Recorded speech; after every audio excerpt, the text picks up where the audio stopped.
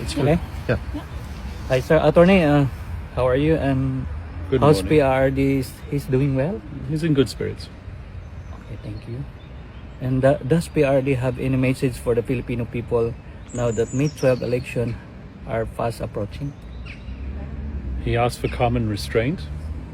He knows that there are elections in the offing.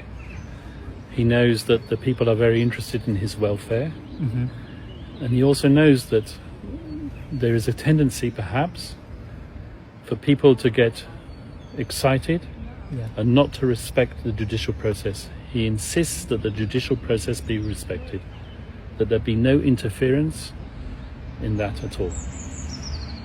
Thank you, Attorney. And Attorney, how do you respond to the ICC judge's rejection of your proposal? Do you believe it undermines the rights of the accused in any way? Well, this whole thing about the judges rejecting my proposal, that never happened.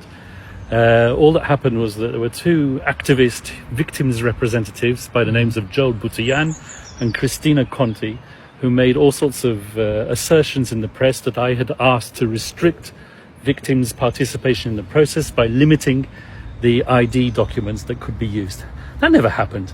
All I was doing was I was relying on what the Philippines social security system requires for ID to be verified in the Philippines.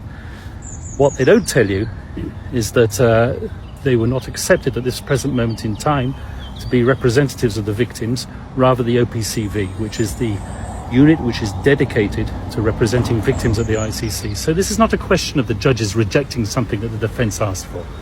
This is a response that the defence made to the VPRS, which is the internal court unit which is responsible for assessing victims' applications. That's all we did. We made observations.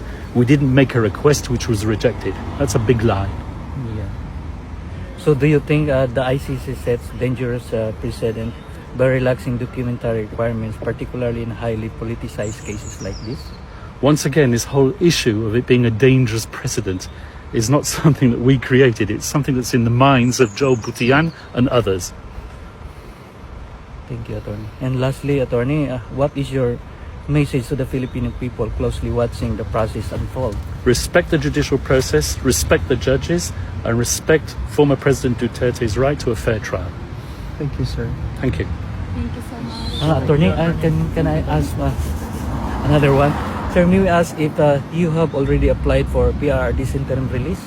Once again, I'm not going to comment on the chronology of that request. There will be a request for interim release in due course, but as I said many times before, certain conditions have to be ripe for that interim release to take place. And it's the judges who ultimately decided. Sir, do you think that our former president will be brought back to the Philippines before the confirmation of charges on September 23rd? I certainly hope so.